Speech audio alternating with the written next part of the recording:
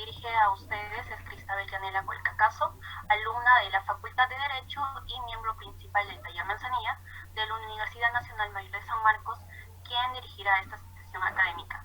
Se encuentran en la presente mesa virtual los expositores de esta sesión académica sabatina, el doctor Celso Mendoza Rubio y el bachiller Ciro Colque, a quienes agradecemos su presencia el día de hoy. El taller de investigación de Derecho del Trabajo y Seguridad Social José Matías Manzanilla de la Facultad de Derecho de la Universidad Nacional Mayor de San Marcos, desde su fundación el 4 de julio del 2005, no ha cesado en sus actividades académicas de investigación y difusión del derecho del trabajo, la seguridad social y de las demás ramas anexas a estas especialidades, con la finalidad de aportar a nuestra sociedad. Asimismo, desde esa fecha, en nuestras sesiones académicas sabatinos, realizamos el análisis y estudio de las instituciones y problemática del derecho del trabajo y la seguridad social, a fin de aportar propuestas normativas con la finalidad de impulsar la mejora del derecho social en nuestro país desde la universidad. Bien, iniciando esta sesión académica correspondiente al año académico 2022, tenemos la grata participación del doctor Celso Mendo Rubio. Él es abogado por la Universidad San Martín de Porres, conciliador extrajudicial. Asimismo, es docente de Derecho Laboral en la Universidad San Martín de Porres, entre otras universidades y, asimismo, centros de capacitación. Él expondrá el tema denominado Derecho del Trabajo y las consecuencias legales y sociales post-pandemia. Adelante, doctor Celso Mendo.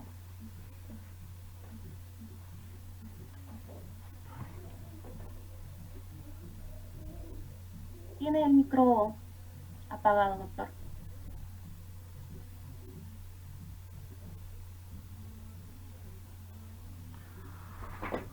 Doctor Celso, tiene el micro apagado.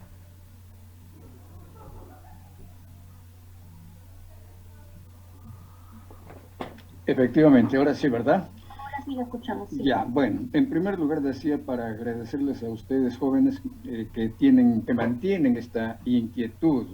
Yo estoy seguro que van a tener grandes logros como profesionales porque veo que se están formando antes de ser profesionales y eso lo hacen muy pocos. Mis felicitaciones para ustedes y el agradecimiento por darme esta oportunidad de dirigirme con este tema que me han asignado. En primer lugar, yo concibo particularmente una triple visión, digamos, mejor dicho, una visión general partida o diseñada en tres aspectos. En primer lugar, la etapa prepandemia, la etapa de la pandemia y la etapa de la pospandemia. A mí lo que me corresponde es esta última, sin embargo, quisiera tener que señalar que en la etapa de prepandemia el derecho laboral, si bien es cierto, ha tenido algunos avances, algunos alcances específicos, pero no es suficiente, digamos, dentro del campo normativo, porque todavía hay vacíos en las leyes y eso dificulta, lógicamente, practicar dentro de los procesos judiciales, no practicar, sino ejercer la carrera dentro de los procesos judiciales. No tenemos un código, no tenemos, digamos, una ley general del trabajo, entonces es un poco que dificulta. Es cierto que hay ya un proyecto de código del trabajo, pero desde mi punto de vista no lo veo tan, digamos, tan eficiente para como poder solucionar, digamos, de tal manera que hubiera un equilibrio entre la fuerza laboral y la fuerza productiva, que son los empleadores. Siempre hay desfases, ese es el problema. Bueno, en síntesis, en la época prepandemia, lógicamente ha habido siempre estos problemas, falta de la legislación precisa en algunos casos, falta, digamos, de preparación de los mismos trabajadores y de algunos empresarios. No digo todos, porque hay muy buenos empresarios, evidentemente, y siempre lo han habido. Pero así como hay buenos empresarios, también hay buenos trabajadores y pésimos trabajadores también. Hay que ver esas partes. En la época de pandemia hemos tenido, digamos, grandes dificultades porque en primer lugar ha sido para nosotros pues es una gran experiencia porque la pandemia nos ha encontrado en una situación no, digamos, buena, no loable, no solamente por la crisis económica del país, sino además que se une la crisis política, más las cuestiones internacionales como la guerra que se sostiene entre Rusia y Ucrania. Entonces, todo esto se confabula, evidentemente, a los retrasos, o mejor dicho, a impedir el avance de los países. Evidentemente, la OIT es un organismo, por ejemplo, que también tiene que dictar, o mejor dicho, hacer cumplir estas normas a los países miembros, pero vemos que también ahí hay muchas dificultades, como lo ha señalado el doctor Rendón Vázquez, por ejemplo, un muy buen artículo, ha hecho un análisis de todo de cómo se conforma, cómo es la votación, de tal manera entonces que siempre el trabajador va a tener lo menos posible. Pero lo importante no es tanto, digamos, mirar lo negativo, sino mirar lo negativo, sí, pero para sacar conclusiones y experiencias y volcarlos hacia lo positivo, de tal manera que los trabajadores no tengan que sufrir, digamos, este menoscabo muchas veces de los malos empleadores, digo, y lógicamente también ayudar a las mismas empresas a salir adelante. ¿Por qué? Porque una empresa es como un hogar paterno de mi punto de vista. Si yo soy, digamos, un niño, dependo de mis padres, si mis padres están bien y yo colaboro bien, digamos, de alguna manera, lógicamente va a ser un hogar formal, un hogar armonioso. Pero el problema viene cuando, digamos, no hay control, por ejemplo, de la familia está disgregada, igual que, por ejemplo, hay sindicatos. No digo que los sindicatos sean malos, los sindicatos son buenos cuando llevan las cosas bien, y los empleadores no son malos porque yo he visto empresas que tienen sindicatos y se llevan muy bien, hay colaboración, pero de estos miles de sindicatos pues hay apenas unos cuantos, ese es el gran problema.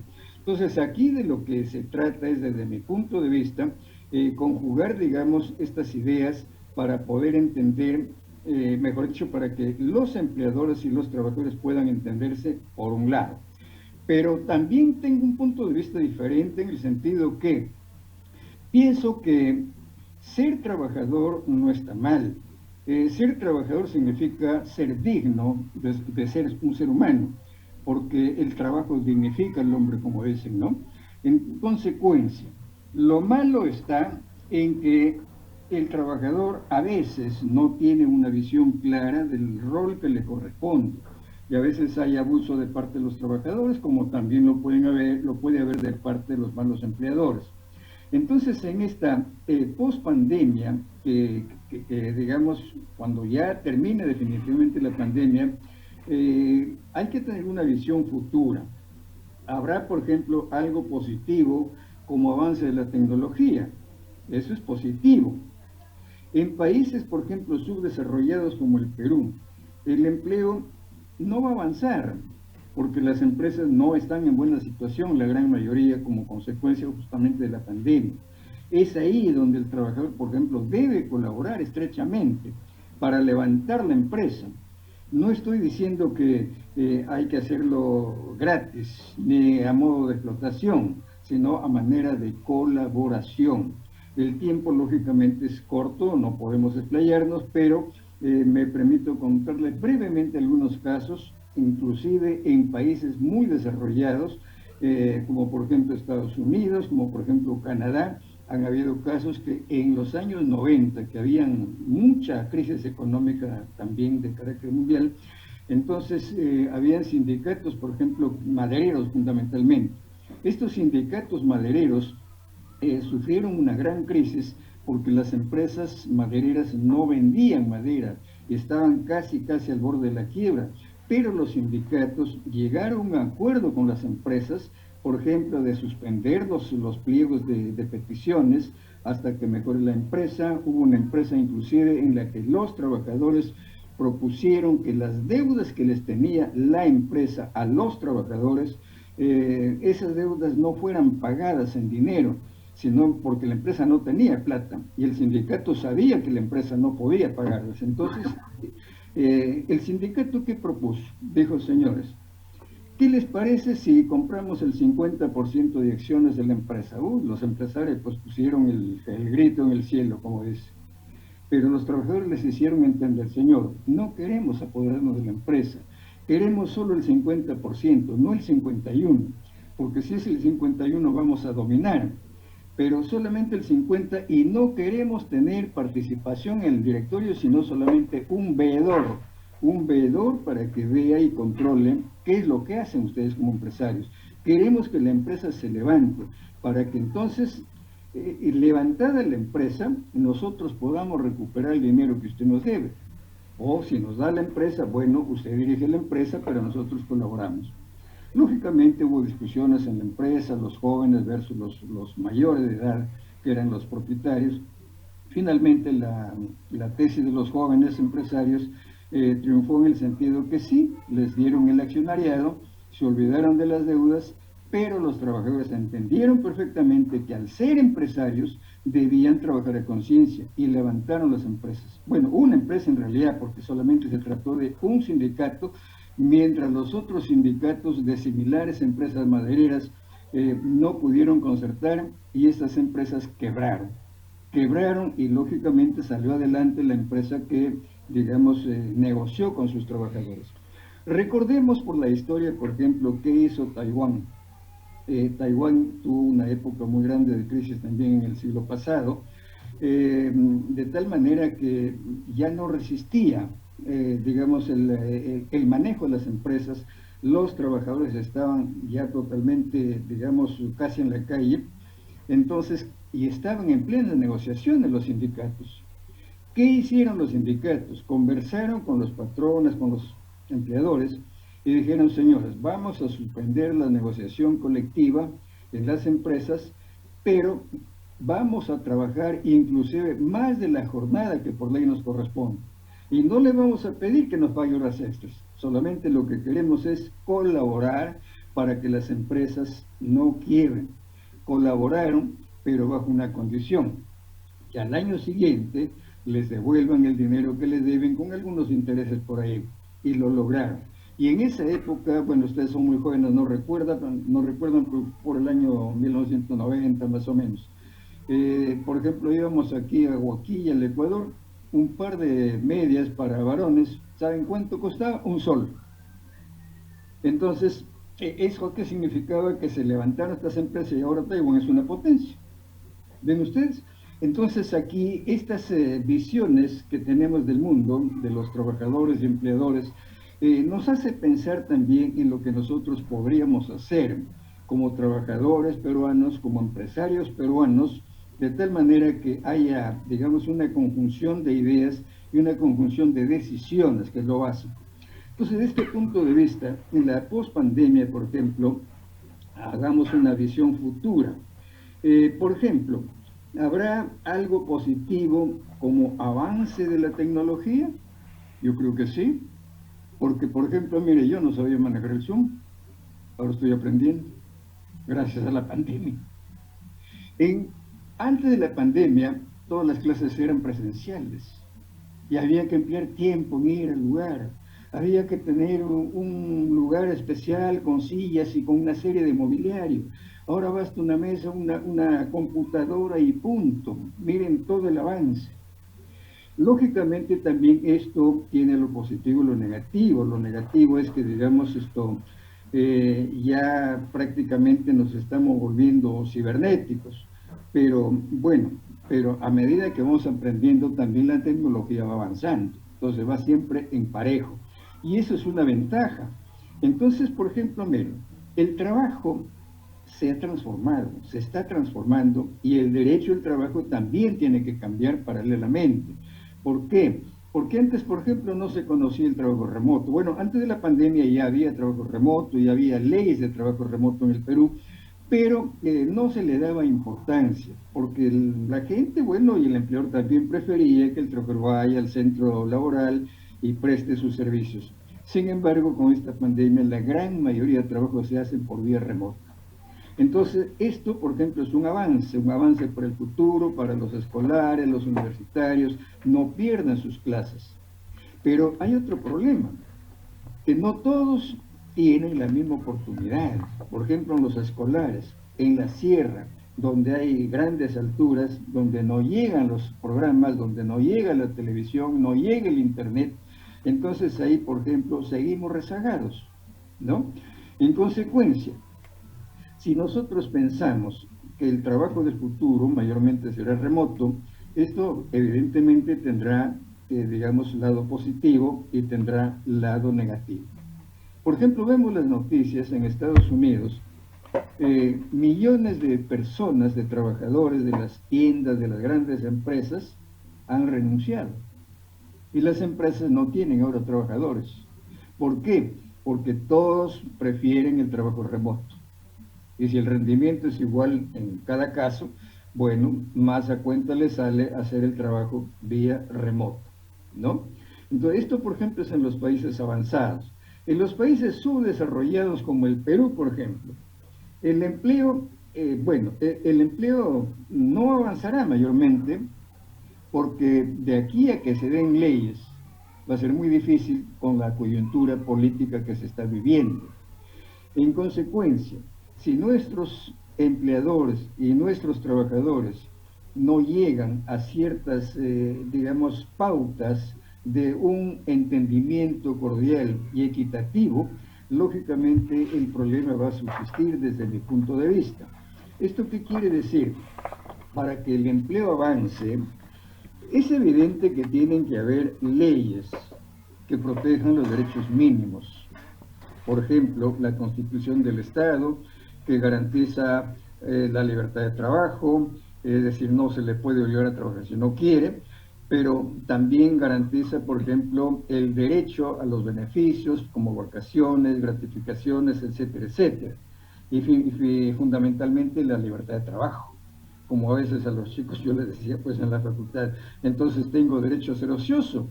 Claro que sí, nadie me obliga a trabajar, ya no estamos en el siglo antepasado, porque en el año 1901, si no me equivoco, había una ley que le llamaban, no recuerdo el número, pero le llamaban la ley del ocioso. Es decir, el Estado había dado una ley que, digamos, esto permitía meter preso a toda la gente que no trabajaba. Imagínense, esa ley estaría vigente, las cárceles no alcanzarían, pues. ¿Por qué? Porque estamos ya 2 siglos después. En aquel siglo no había gente. Al punto que yo cuando era niño recuerdo las fábricas, por ejemplo, Casa Grande, Cayaltí, todas estas azucareras, por ejemplo, que siempre han sido grandes empresas, no tenían trabajadores. ¿Qué tenían que hacer estas haciendas? Pagar a algunas personas en distintos lugares de la sierra fundamentalmente, para que hagan de intermediarios, o sea, eran los captadores de trabajadores. Les decían, mira, aquí tengo 200 soles que te puedo prestar y lo vas a devolver, no a mí, sino cuando vayas a trabajar a la hacienda, ahí lo vas a devolver. Y entonces eran los famosos enganchadores. Qué bueno que hoy día hubiera ese sentido, que o sea, falta de mano de obra. Ahora no, ahora es todo lo contrario. Hay, digamos, mano de obra que sobra y no hay empleo prácticamente. Entonces, desde este punto de vista, no creo que podamos avanzar con leyes. Pero el hecho que no avancemos con leyes, pienso que el que no tiene trabajo necesita buscar un trabajo. Eso es evidente, pero lo más probable es que no encuentre un trabajo. ¿Y qué hacer frente a eso? Si yo no tengo trabajo, necesito mantener a mi familia y no tengo trabajo, no puedo quedarme pues de brazos cruzados. No puedo, digamos, vivir. Entonces algo tengo que hacer. Para eso, la naturaleza, Dios, los que creemos en Dios, nos ha dado un cerebro que es pensante y podemos crear nuestra propia fuente de trabajo. Y hay muchas maneras y que se desperdician, sobre todo en el Perú y aquí, es por eso que quiero dedicarme a contarles algunas cosas que las hemos vivido, las hemos propuesto y todo lo demás, pero si no se hace esto, lógicamente solo vamos a estar esperando un empleo.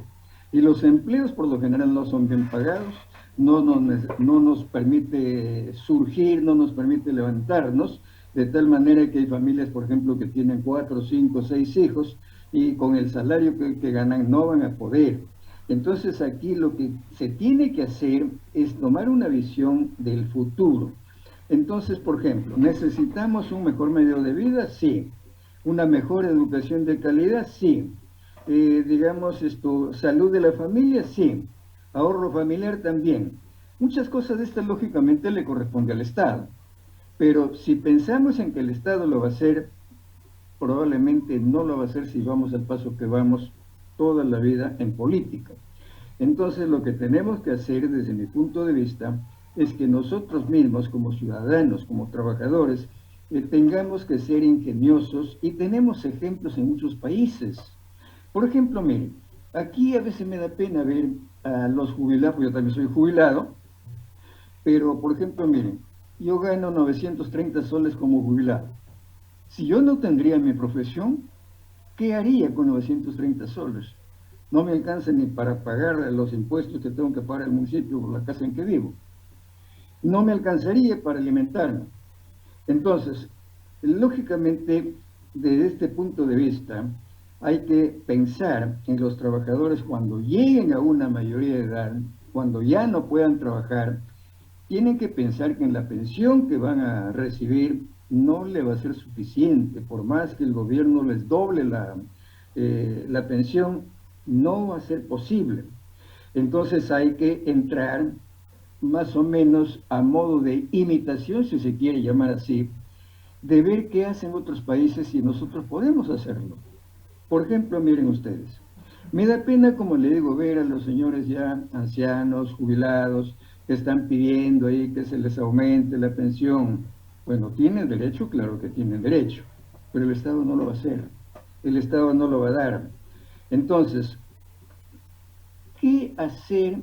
Simplemente, creo que hay una federación de jubilados, de repente ponerse en contacto con ellos, ustedes como jóvenes que son dinámicos, llevarles propuestas y decirles, señores, ¿por qué no empadronan ustedes a sus jubilados por especialidades? Los que han sido sastres, los que han sido carpinteros, los que han sido de tal profesión, agruparlos. Y hacer lo que hacen los jubilados en Estados Unidos. ¿Cómo es en Estados Unidos? Usted va a Estados Unidos y va a ver unos grandes mercados que parecen ferias. En esas ferias están los ancianos vendiendo productos que ellos mismos reciclan. No digo producen algo nuevo, sino reciclan. Compran, por ejemplo, muebles antiguos, y los jubilados que son carpinteros los revaloran. Otro jubilado que fue sastre comienza a confeccionar. Y así por el estilo, si agruparíamos a todos los jubilados de acuerdo a la actividad o la profesión o a lo que ellos saben hacer, miren, sería una gran ayuda que podamos organizarlos, y entonces sería la misma población que busquemos los servicios de ellos. Y entonces le damos dos ventajas. Una, que es la principal desde mi punto de vista, es llenarles de alegría, de salud, porque esos hombres, esas mujeres no están ociosos. El ocio es lo que mata a la gente. Y si ellos están en actividad, van a estar contentos, van a estar haciendo lo que han hecho en su juventud, y van a estar más contentos porque van a tener sus propios ingresos. Y eso es digno de toda persona. No podemos esperar que los ancianos se mueran porque se sientan inútiles. No, de ninguna manera. Como le digo, hay experiencias en el mundo y con buenas, digamos, con buenas proyecciones. En Estados Unidos lo vienen haciendo hace años. ¿Y por qué no hacerlo nosotros? Luego, por ejemplo, a ver, si buscamos un mejor medio de vida, una mejor educación de calidad, salud de la familia, ahorro familiar, si le pedimos al Estado, no lo va a hacer. Papá Estado tiene sus propios problemas, está ahí que se pelea por la vacancia, por la no vacancia, por lo tanto, no van a darnos nada. Tenemos que hacer algo por nosotros mismos. Entonces, aparte de esta visión que yo les digo, me permito en todo caso contarles algunas experiencias que no se han podido hacer, no porque no se les haya ofrecido, sino por lo que no tienen visión. La gente no tiene visión y no tiene, digamos, ¿qué les digo? Estabilidad emocional como para poder tomar las cosas en serio y crear una especie de autogestión. La autogestión empresarial o de negocio que fuera, lógicamente va a dar más salud al anciano, más visión de paz, de tranquilidad a la familia, nunca le va a faltar alimentos, pero el problema nuestro siempre es, y eso bueno, no tienen la culpa las personas mayores, no tienen la culpa ustedes jóvenes, no tienen la culpa los niños, porque esta es una sociedad en que hemos nacido y hemos crecido en esta situación, que siempre hemos estado pensando en tener un empleo, pero salgo a buscar el empleo y no lo encuentro. Entonces tengo que buscar por mí mismo y ver qué es lo que puedo hacer para salir adelante.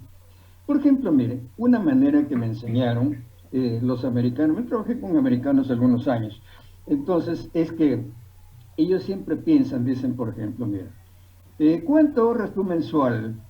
No, es que no me alcanza la plata. ¿Por qué no te alcanza? Es que gano poquito.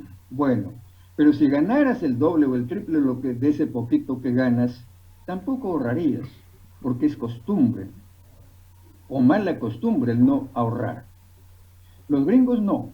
Los americanos, ¿qué hacen? Dicen, bueno, yo gano tanto, por muy poquito que gane, de ese poquito separo un poquito y lo guardo.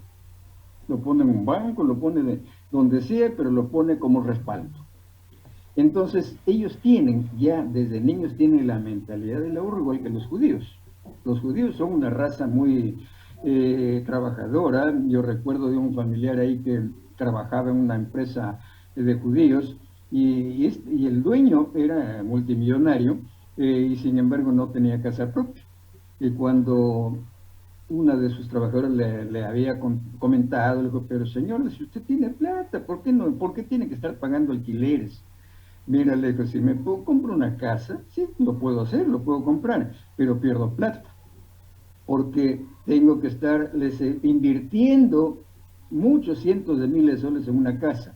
En cambio, si alquilo, entonces esa plata yo la invierto y la voy reciclando y gano más dinero. Miren la visión que tiene. Ahora, yo me he enterado hace poco que los judíos viene desde su cultura viene desde antiquísimos años. Se han dedicado siempre a visualizar el futuro. Bueno, ya esa es una particularidad que tienen ellos, pero el problema es cómo hacemos nosotros, cómo mejorar el medio de vida, cómo, digamos, buscamos la educación de calidad, la salud, etcétera, etcétera. Con leyes, no. Primero porque no van a dar las leyes. Si las dieran, no las vamos a poder aplicar porque somos un país subdesarrollado. Sin embargo, como estamos hablando de trabajar, del derecho al trabajo, también el derecho al trabajo nos da a nosotros el derecho de crear nuestra propia fuente de trabajo. Entonces, miren, les cuento ahora así algunas experiencias. Por ejemplo, miren, cuando era yo joven trabajaba en una empresa y siempre ahí la gente estaba acostumbrada pues a pedir préstamos y el día que le daban el pago ya no tenía plata porque la empresa les contaba el avance o el adelanto de la mensualidad. Nosotros reunimos un grupo de jóvenes digo en aquella época, ¿no? Resulta que se nos ocurrió una idea, ¿por qué no formamos una cooperativa? Conversamos y en forma, digamos, informal, porque nunca nos formalizamos, hicimos una lista, una agrupación, cada uno creo que en ese entonces dio algo de 10 soles. ¿Y qué hicimos con eso? Pedimos que la empresa nos cediera o nos prestara una oficinita, por ahí un localcito, que muy gentilmente nos dio, y dentro de los miembros de la cooperativa íbamos a comprar productos al por mayor, jabones, pasta de dientes, cepillos, pasta para calzar, todos los productos digamos, de primera necesidad, fideos, arroz, lo que se necesitara. Y entonces, como comprábamos al por mayor, vendíamos el menudeo a los mismos trabajadores, no salíamos a la calle. ¿Quiénes eran nuestros compradores? Los mismos trabajadores. Cuando no tenían plata, le decían a la empresa que les prestara para que nos pague y a ellos les descontaba. Y eso lo mantuvimos por varios años. Y comenzamos a generar dinero. Pero ya después vino la crisis, porque aquí en Perú vivimos a punta de crisis. Entonces ya yo salí también del trabajo, casi todos salimos, bueno, ahí quedó en la nada prácticamente. Pero hay otras ideas también. Miren, si un trabajador no le alcanza el sueldo, o es porque gana muy poco, o es porque gana mucho o gana regular, pero no sabe ahorrar. O mejor dicho, el hecho de no gastar por gastar también es un ahorro. Ahorro no solamente poner un sol en la alcancía o 10 soles en el banco, no. Ahorro es privarse de algunas cosas superfluas. Recordarán ustedes probablemente cuando en la primera etapa de la pandemia liberaron las ETS de las AFPs. La gente comenzó a sacar su plata y en la televisión veíamos cómo entraban a la grande mega tienda, salían con unos tremendos televisores de 30 pulgadas, con carritos llenos de ropa, de mercancías. Oiga, ¿para eso necesitaban el dinero? No, pues. Entonces, lógicamente, ahí hay una falta de visión por el ahorro. Entonces, ¿qué hacen? Por ejemplo, esto también me lo enseñaron los americanos. Cuando la gente es pobre, porque en Norteamérica también hay gente muy pobre, pero ¿qué hacen? Dicen, bueno, hay que hacer biohuertos. Sembramos cebolla, sembramos ajíes, sembramos tomates, todo lo que sea productos de pan y ahora que le llaman, entonces ahí estamos ahorrando. Y si lo produces, si tienes un lugarcito donde lo puedes producir, pues lo vendes inclusive. Ahí ya tienes un ahorro si es que no puedes meter un solo en la alcancía, ¿no? Pero bueno, esto digamos es el menudeo. Ahora vamos un poco más ya a lo serio y aquí, por ejemplo, quiero ya contarles algo diferente. Hace muchos años recuerdo que me invitaron a una empresa para dictar una charla, fue por Trujillo, ya no me acuerdo cómo se llama, era un centro minero. Entonces la empresa me hizo la invitación para capacitar a sus trabajadores, porque la empresa decía que los trabajadores todo quieren que se le dé licencias, permisos, etcétera, etcétera, cuando les dé la gana.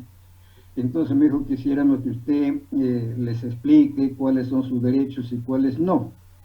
Entonces les puse una sola condición, que yo voy a enseñar lo que es de ley, no lo que el empleador quiera de repente que yo enseñe. No, me dijo. No, usted enséñele lo que es de ley. Bueno, ahí comenzamos a conversar y todo lo demás.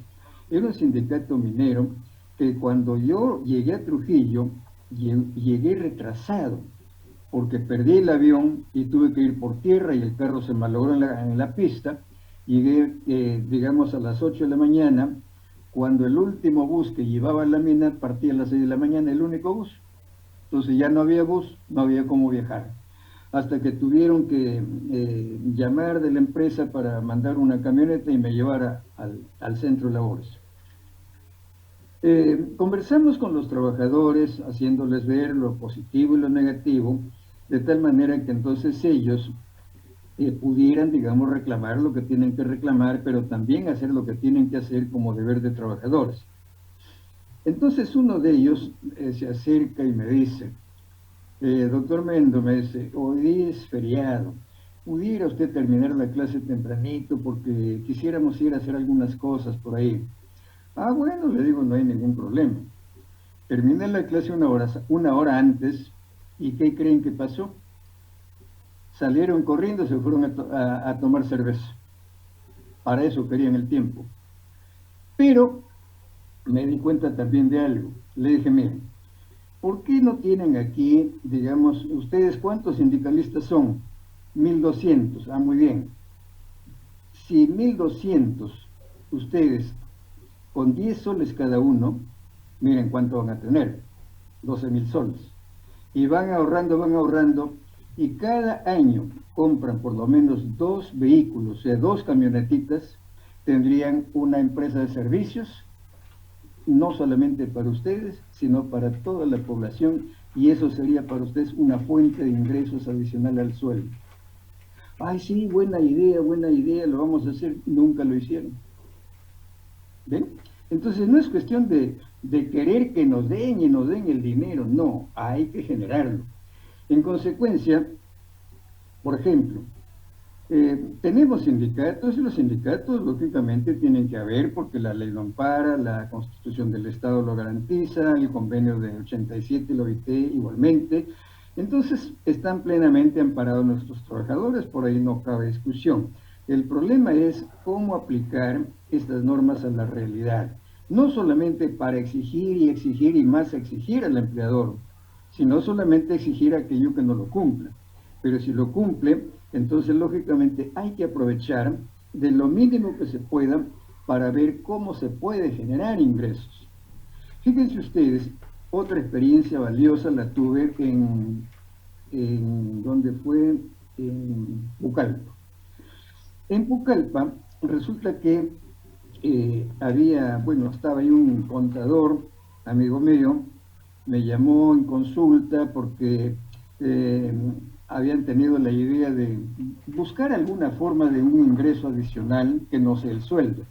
Entonces ahí pensando, viendo, le dije, bueno, aquí lo primero que hay que buscar es ver qué es lo que falta en esta ciudad.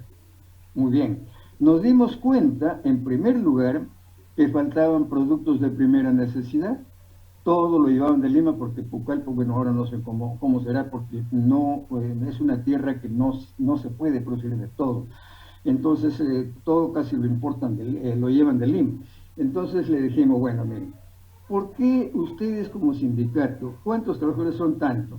¿Cuánto ganan? Ganaban muy bien, muy buenos sueldos.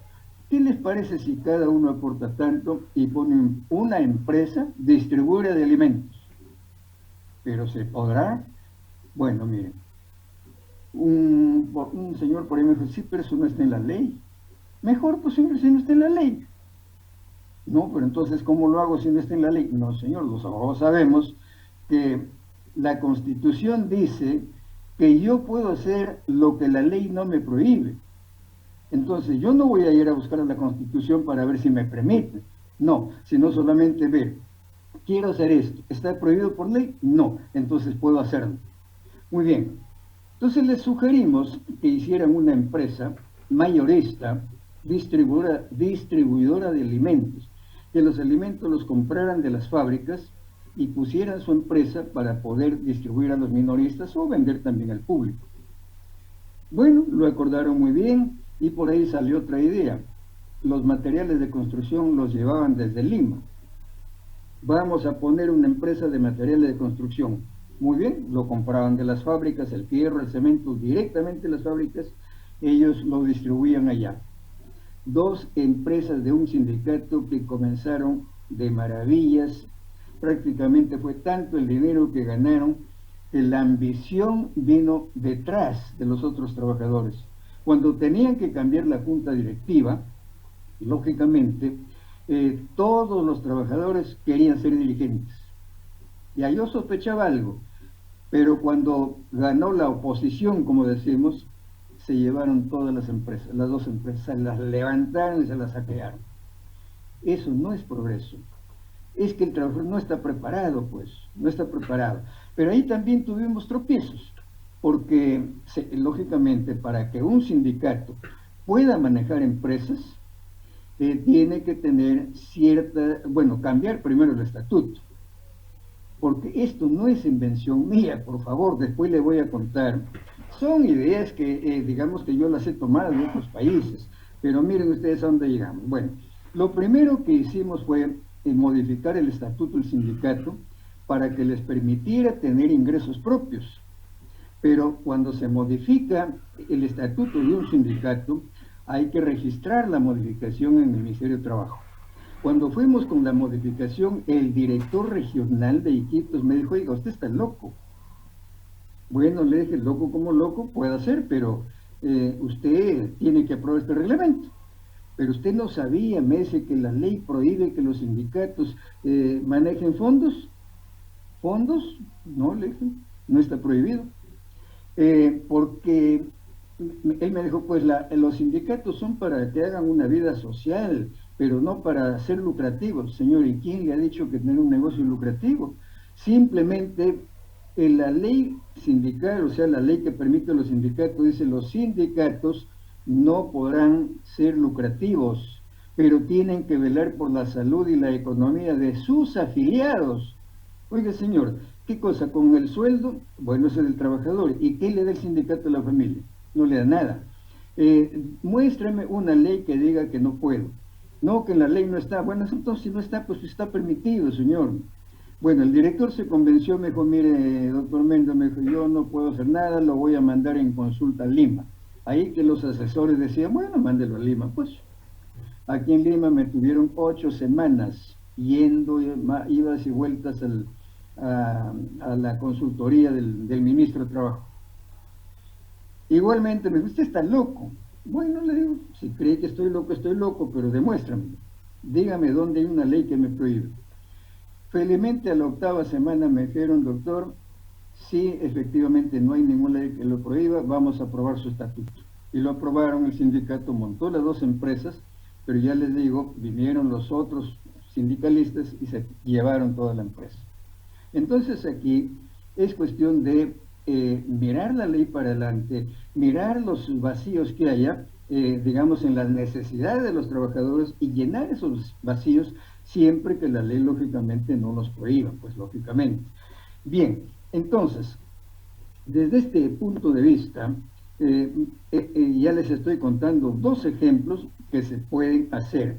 Entonces, no miremos en que yo tengo que pedir aumento, que si no me dan aumento no voy a poder ir. No, tenemos que ser autogestionarios. Por ejemplo, queremos una educación de calidad, ya muy bien. ¿Cuántos docentes, me imagino, deben haber en cada familia de cada trabajador que a veces no tienen trabajo? ¿Por qué, por ejemplo, ustedes jóvenes, me imagino que la gran mayoría de ustedes antes de ingresar a la universidad llevan a una academia y en la academia les han preparado para el ingreso? ¿Y por qué no ver si dentro de los trabajadores tienen hijos, familiares que son docentes y pueden capacitar a los jóvenes y les cobran más barato que lo que les cobra una academia? No digo que tengan una academia, pero les pueden capacitar. ¿Cuántos hogares tendrán hijos, hermanos, primos, jóvenes que son médicos? ¿Por qué no ponen una pequeña posta médica? Entonces, esto les va a generar ingresos, son autoingresos. Finalmente, por ejemplo, como les decía, los huertos familiares. No, que yo tengo en mi casa, no tengo jardín. Bueno, muy bien, pues cómprate una ollita de esas viejas o una macetita, ponle un poquito de tierra que no te cuesta nada, ponle semillitas del tomate que consume, ponle ahí y te va a dar tomatito. Ponle semillitas de ajíes y te va a dar frutos. Eso es lo que me enseñaron los americanos. Y entonces consumes un producto de mejor calidad, consumes un producto sano y no gastas tu dinero. Entonces, por eso los americanos, por ejemplo, decían, ¿y cuánto ahorras tú mensualmente de tu sueldo? Oye, ¿pero qué voy a ahorrar con la miseria que gano? No, siempre debes ahorrar aunque sea un sol. El ahorro, y el ahorro es básico. Pero aquí el ahorro es para, bueno, no digo nombres, pero sí digo de las fábricas cerveceras, ¿no? Ellos son los primeros que se consumen el ahorro. Entonces, de esta manera, hay que buscar, como les digo, que el dinero ingrese y provenga. Muchos dicen, por ejemplo, es que no se puede, pero ¿qué se va a poder si no lo intentas? Si no lo intentas, nunca vas a poder. Tienes que poder, tienes que querer. Y eso de querer no es cuestión que porque me da la gana o no me da la gana, sino porque cada persona debe llevar dentro de sí lo que Coelho dice, por ejemplo, en sus obras, dice, si tú te propones un propósito de algo que quieres conseguir, piensa que lo vas a conseguir, hazte la idea que lo vas a conseguir, proponte hacerlo y el mundo se confabula a tu favor y lo vas a lograr. Louise Hay, que es una escritora norteamericana, dice lo mismo pero con otras palabras y da inclusive la siguiente referencia, dice, mira, si tú quieres conseguir algo en la vida, tienes que ponerlo en tu cerebro, decir, quiero esto, luego decir, sí, lo estoy logrando, ya lo logré, lo voy a lograr, y lo vas a lograr. Ella dice mucho más claro, dice, mira, no importa si tú no crees en Dios, si crees en Dios en buena hora, hazle tus oraciones, pídele lo que quieres y lo vas a conseguir. Si no crees en Dios, bueno, pídele al que creas, pues dice, pídele a la piedra, a la serpiente, en lo que creas, pídelo y te lo va a dar. Y pone ejemplos tan contundentes que yo les digo por experiencia los he logrado. A ver, aquí un poquito me detengo. En uno de sus libros dice ella, por ejemplo, que, bueno, ella dicta conferencias y todo lo demás, y entonces dice que uno de sus alumnos le contó a ella y le dijo que él había hecho un experimento, pero solamente así como una broma, digamos, ¿no? Desde que estaba en su casa y dijo, a ver, vamos a ver si es cierto lo que dice Luis Hay. Ahora voy a salir a la calle y quiero encontrarme con una mariposa de tales colores. Y se fue pensando, pensando, porque el siguiente paso es tener la idea de lo que uno quiere. El siguiente paso es pensar que ya lo tiene uno, como que ya lo tiene, como que ya lo ganó. Y tercero es dar gracias a lo que uno cree. Si cree en Dios, le da gracias a Dios porque ya sé que lo voy a tener. Muy bien, dice que este muchacho sale y se va a un centro comercial, llega al tercer piso, abre el ascensor y se encuentra con la mariposita delante del ascensor, tal como él la había imaginado. ¿De dónde una mariposa en un centro comercial? Eso es lo que Luis Hay dice, que solamente uno tiene que pedir, pensar que ya lo tiene y agradecer en lo que uno cree por lo que ya lo tiene, por anticipado. El otro caso que ella cuenta también es de un chofer. El chofer también hizo el experimento, dijo, bueno, a ver, hoy día salgo a trabajar en nombre de Dios, encontró un primer cliente, dijo, gracias Señor, pero se fue pensando, dijo, ahora que deje a mi pasajero, voy a encontrar otro pasajero que me está esperando. Y se fue pensando y agradeciendo que lo iba a lograr. Cuando llega, deja al pasajero, hay otro pasajero que lo toma. Hasta ahí parece cuento, pues. Pero ahora les cuento lo mío. Y esto sí, a mí mismo me asombró por primera vez porque solo voy a contar uno de los casos que me ha sucedido. Yo tenía que pagar un préstamo al banco, y ustedes saben que el banco, si no le pagamos en la fecha, a partir del día siguiente nos cobra 100 soles. Y entonces ese día yo no tenía el dinero disponible, dije, ay, ahora tengo que pagar 100 soles al banco. Pero dije, no, no importa, seguramente hoy día me tiene que caer dinero. Seguro que llego a la oficina, me tienen que pagar. Llego con esa idea a mi centro de trabajo, a mi estudio. Apenas llego, el colega de mi costado, a quien yo le alquilaba una oficina, me dice, Celso, me dice, mira, todavía no llega la fecha para pagarte del alquiler de la oficina, pero ya que tengo el dinero, mejor te lo pago de una vez. Me lo pagó por adelantado. Esto, por ejemplo, es lo que uno mentaliza, ¿ven? En consecuencia, por tanto, vayamos ahora a ver, por ejemplo, digamos, cómo funcionan las microempresas, que sería muy bueno que los propios trabajadores hicieran sus microempresas. En Japón, por ejemplo, la economía la levantaron básicamente con las microempresas. Microempresas. Y eso les ha dado vida prácticamente a ellos. En el Perú, las microempresas están respaldadas por leyes especiales, al punto, por ejemplo, que dice que el Estado está obligado a comprarles los productos que producen y lógicamente que necesite pues el Estado, ¿no? Por ejemplo, ahora el ejército, la marina, la aviación necesita uniformes. En vez de comprarle a un empresario, debe preferir comprarle a una microempresa que haga esos uniformes. Y así por el estilo. Pero aquí lamentablemente, pues primero está, bueno, ¿cuánto me das? ¿Cuánto hay de coima? Y entonces con eso, lógicamente, las microempresas por ahí un poco que están fallando, pero de todas maneras deben recuperarse. Entonces aquí, ¿por qué no pensamos también ya un poco más a lo grande? Por ejemplo, miren, si nosotros nos ponemos a pensar en el reciclaje del dinero, Yo creo que esto cada trabajador lo puede hacer perfectamente. Por muy poco que se gane, puede llegar a mucho, puede llegar muy lejos. La Constitución del 79, no olvidemos, que garantizaba que los trabajadores pudieran poner un banco, el banco de los trabajadores.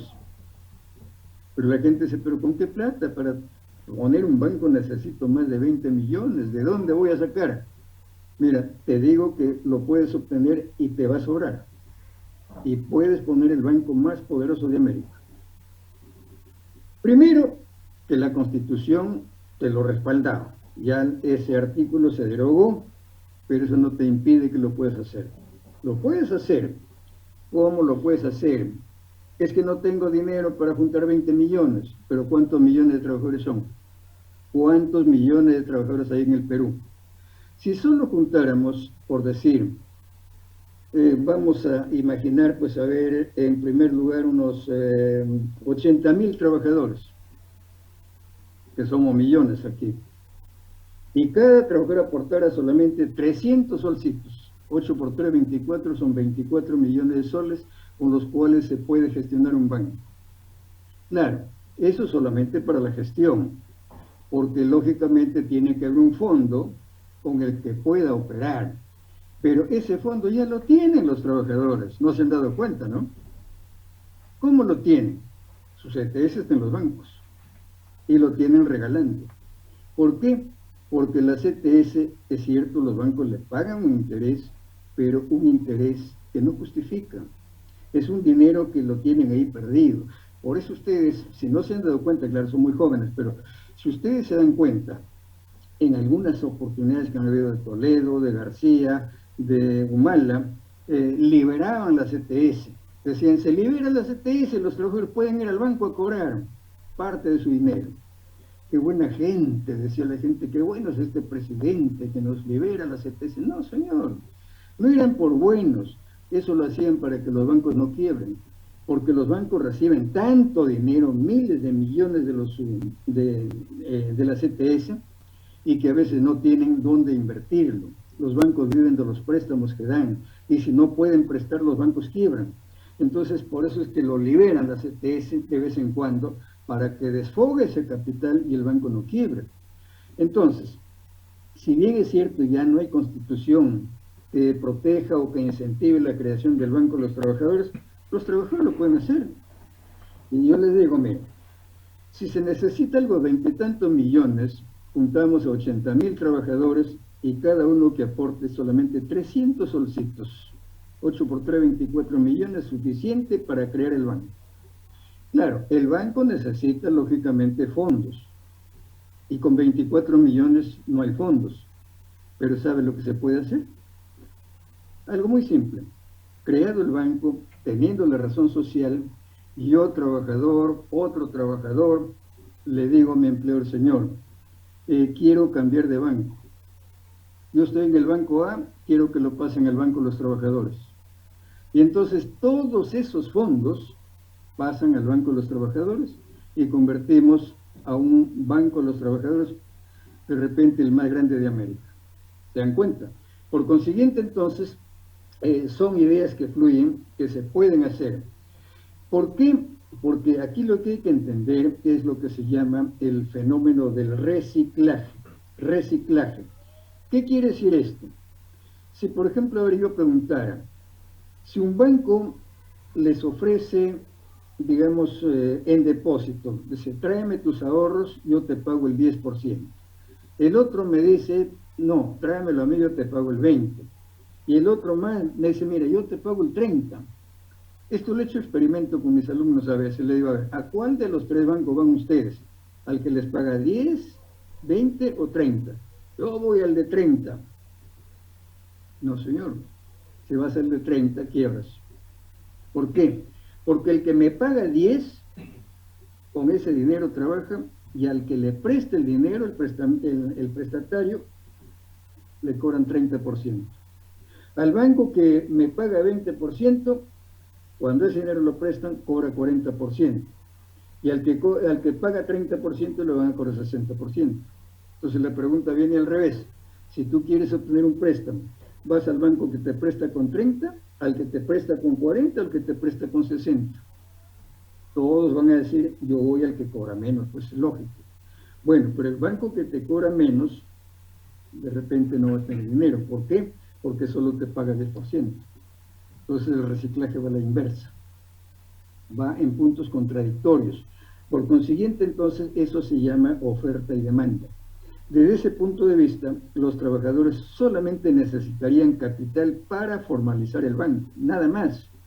Y luego, el dinero simplemente sacan de sus cuentas y sus cuentas lo ponen en su propio banco. ¿Ven? Ahora, ¿cómo hacen, por ejemplo, en Argentina? En Argentina hemos visto que hay empresas, sus sindicatos, sus trabajadores que tienen sindicato, tienen grandes capitales, tienen negocios.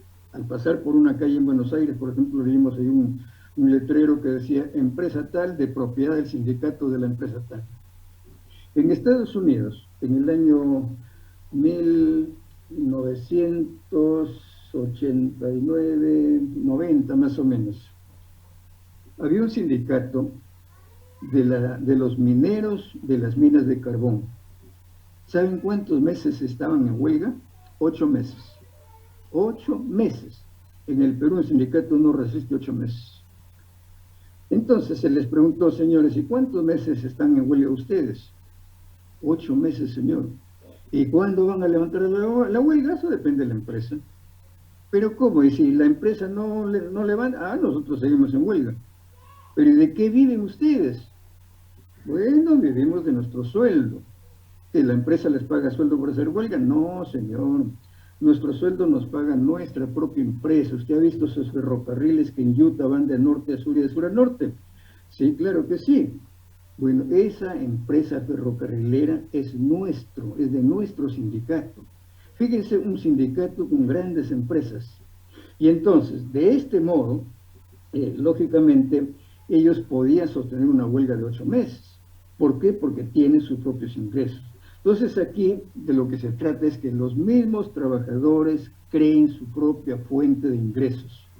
A eso es lo que creo que hay que aspirar. No pedir al gobierno, bueno, es bueno pedirle, lógicamente, que mejore el sistema laboral, etcétera, etcétera, pero el gobierno no lo va a hacer, pues, si anda con tantos pleitos por ahí que no pueden salir de sus propios problemas, menos van a velar por los trabajadores. Tampoco soy de la idea de que se le debe quitar al empleador. No, pues tampoco, porque eso sería un abuso. Simplemente generar nuestros propios ingresos. Y si el empleador, yo creo que si al empleador se le hace ver esto, y pienso que el empleador puede, digamos, apoyar inclusive a esta gente con un préstamo de dinero o con darle ahí un localcito para que inicie su negocio. Y por qué no, por ejemplo, que los propios trabajadores, aún sin tener sindicato, por ejemplo, puedan crear una empresa dentro de la misma empresa y que de repente esa empresa, los trabajadores, le pueda dar servicio a la propia empresa. Por ejemplo, hay empresas que fabrican productos y tienen que distribuir al por mayor. Y lógicamente estas empresas contratan otras empresas para que hagan el reparto de esas mercaderías. ¿Por qué los trabajadores no pueden comprar, digamos, un vehículo, un camión, por decir, y ofrecer los servicios? Entonces, de tal manera que habría una autogeneración de ingresos, de tal manera que el trabajador se sienta más protegido, lógicamente va a tener un trabajo, pero también va a tener un sostenimiento, digamos, adicional. Esto es lo que se quiere. Al menos, esta es una idea que se me ocurre porque eso de ver, desde que tengo esa razón, que el Estado aumente los sueldos. Bueno, pues lo único que hace es sacarle plata al empleador y muchas empresas a veces quiebran. Que yo no estoy de parte de las empresas ni de parte de los trabajadores exclusivamente, sino tiene que haber un amalgamiento de entendimiento entre los trabajadores y los empleadores. Porque aquí lo que veo es que cada quien jala para su lado, pues. Miren, tengo experiencias inclusive de un sindicato. Estos sindicatos no deben existir o no deben hacer semejantes cosas. Recuerdo que este sindicato tenía licencia sindical para sus trabajadores. Y entonces ya la licencia sindical, al vencer el convenio colectivo, ya también estaba en vencimiento. Entonces el secretario general llamó a sus dirigentes y le dijo, miren, ya vamos a presentar el nuevo pliego de peticiones y queremos que ustedes pidan sus licencias de una vez, agótenlas. Y por ahí un dirigente le dijo, pero ¿por qué? ¿Para qué licencia? Le dijo, si no vamos a hacer nada. Bueno, pues te vas a la playa, ya tú ves a dónde vas. Y lógicamente el muchacho le respondió, pero eso no se puede. ¿Cómo lo vamos a hacer eso? Las licencias sindicales son para algo que tengamos que hacer para el sindicato, no para mí. Sí, pues, pero es que si no pedimos más, no nos van a... Eso, por ejemplo, es un mal sindicato. Eso no puede ser. De ninguna manera, porque lógicamente están, digamos, aprovechándose. Entonces, ellos no piensan que lógicamente se están haciendo daños a sí mismos, ¿no? Muy bien. Si de repente hay alguna pregunta, alguna inquietud de los participantes, por favor la pueden hacer, a ver si podemos contribuir en algo, ¿no? Recordemos que la ley no es la garantía de un buen trabajo. La mejor garantía es la creación de sus propias fuentes de ingresos. ¿Alguna pregunta que pudieran tener? Con todo gusto. Gracias, doctor Celso Mendo Rubio, por su excelente ponencia. No sé si alguno de los presentes tiene alguna pregunta para el doctor Celso.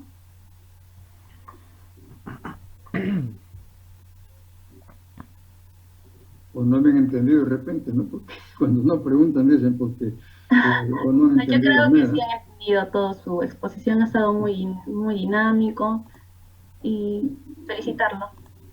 Muchas gracias. Bueno, lo importante es, creo, contribuir con algo, porque recuerden ustedes que el progreso de un país no se da con ley, se da con el esfuerzo de todos los patrones y empleadores de un país, y se hace siempre con buena voluntad y con esfuerzo común. Creo que eso es lo que deben apuntar ahora los jóvenes ustedes, por ejemplo, ustedes que son estudiantes de Derecho, ya deben ir practicando el derecho desde ahora, no esperen ser todavía profesionales para recién ver por dónde se orientan. Permítanme contarle brevemente lo que le pasó a un colega mío cuando éramos estudiantes. Era un muchacho pues que era hijo de una clase muy suficiente, eran millonarios sus padres, pero eran empresarios. Entonces el chico siempre andaba pues jactándose, decía, oye, mi papá me ha ofrecido que el día que me titule me va a comprar una oficina exclusiva en un lugar exclusivo, me va a poner todo mi mobiliario con mi televisor, muebles de primera, alfombrado y todo lo demás, solamente están esperando que yo me titule. Yo particularmente me ponía a pensar, decía, pero ¿y cuándo lo logrará? Pues este pata, porque nunca estudia, siempre lo jalan en los cursos. Y entonces el día de la sustentación bueno, era sustentación de expedientes, porque la tesis nos pedían para el bachillerato, pero el título lo hacíamos con estudio de expedientes. Entonces, el día del que le tocó, digamos, ya exponer para su título, el chico estaba contento, y ahora voy a ser abogado. Mis padres ya están en el Sheraton, están haciendo, va a haber un banquete, ya hemos hecho la invitación a todos los amigos, y aquí salgo, me voy de frente al banquete. Entonces, bueno, yo decía, pero lo veo muy difícil que ese banquete se realice, porque si este chico nunca ha estudiado, pues. Oiga, por curiosidad me quedé para ver su sustentación. Al final dijeron, desaprobado. El muchacho casi se desmaya, porque imagínense usted la familia cómo estaría pues en el Sheraton, ahí esperando a los invitados y que llegue el graduado o el titulado. Llegó sin título. Y otra cosa, miren ustedes, con esto termino, por favor.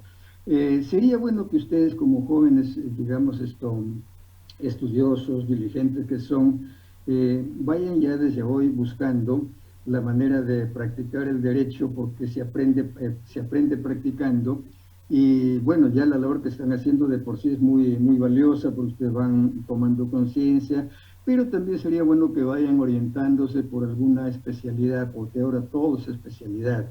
Es cierto que hay para todos, pero yo veo pues a muchos de los colegas que, por ejemplo, en esta pandemia no están peor, están mucho peor lógicamente, pero si ustedes son apegados a ciertas reglas, primera regla, honestidad, jamás mentirle a un cliente. Si ustedes no pueden defender, díganle, no voy a poder, si les da un poco de temor, si no, yo esa materia no la domino, díganle, no voy a poder por tal razón, cualquier razón, pero no le hagan daño al cliente. ¿Por qué? Porque ese cliente que queda, digamos, descontento porque le engañaron, porque le mintieron, no les va a decir gracias a Dios que esta doctorita me ayudó. No, van a comenzar a murmurar y le van a mandar maldiciones, que eso llega al espíritu humano y eso le baja al ser humano. Entonces siempre hay que buscar energías positivas. Si ustedes ven, por ejemplo, que el cliente no tiene opción de ganar el caso, díganle de frente, señor o señora, lamentablemente mi pronóstico es que este caso no lo puede usted ganar por tal y tal y tal razón. Yo tenía un compañero de trabajo que era abogado, que trabaja en un departamento legal de la empresa y éramos varios abogados.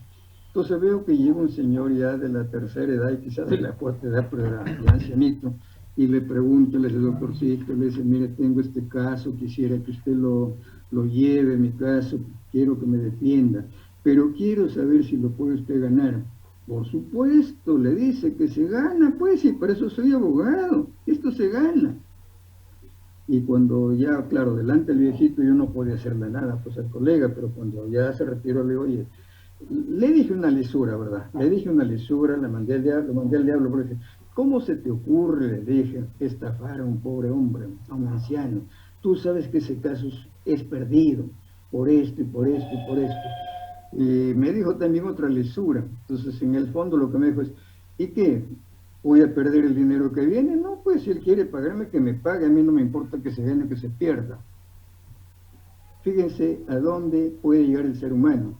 Pero mire usted, o miren ustedes, a este colega lo he vuelto a ver después de muchos años, está que ya no puede caminar, está con enfermedades, ya no, ni sus hijos lo quieren, su esposa lo abandonó, yo no sé por qué, pero ya me imagino, ¿no? Entonces, todo lo malo que se hace en la vida jala energías negativas, porque aquella persona que se siente engañada, mentida, no va a decir gracias a Dios que esta doctorita me ayuda, sino va a decir, este sinvergüenza, este muerto de hambre, me ha estafado, ¿no? Entonces, por eso, miren, si ustedes analizan el caso primero, denle las posibilidades, 40%, 50%, lo que ustedes estimen, y aun cuando tengan la seguridad del 100%, es conveniente que no le digan el 100% porque en el camino hay muchos tropiezos. Que el juez le gusta pues el dinero, felizmente son pocos, pero todavía hay. ¿Hay alguien que pueda influir por ahí? También. Entonces, eso es aclararles de un comienzo. Entonces, si el cliente dice, bueno, pues intentémoslo, bueno, pues ustedes lo intentan, no hay problema. Entonces, en la medida que ustedes hagan bien su trabajo, ese clientito que quedó contento, le recomienda a otro y dice otro, al final llega usted pues a mi edad de 80 años y ya no tiene pues un cliente, tiene una carterita de clientes que le permita vivir en otra pandemia como esta que pueda haber. Ese es el consejo que les doy y vayan pensando también en una especialidad, porque lamentablemente, bueno, no sé si es lamentable o felizmente, que ahora las posibilidades, las mejores posibilidades son las especialidades. Cualquier especialidad en el derecho es buena, es muy buena, solamente depende que a uno le agrade, le guste y tenga vocación. Mi vocación siempre fue el derecho penal y lo ejercí muy bien, aparecía mis comentarios, perdón, me entrevistaban en los periódicos, la televisión y todo por ahí me lleva muy bien, pero tuve que dejarla porque cada vez que yo hacía un trámite iba con el fiscal, señor fiscal, mire, sí pues doctor, pero mire su expediente está aquí debajo al último, y usted sabe, yo tengo que ir a la playa con mis hijos, mi familia, si usted quiere que esto avance, bueno, pues depende de usted, o sea que depende que le dé cuánto quiere.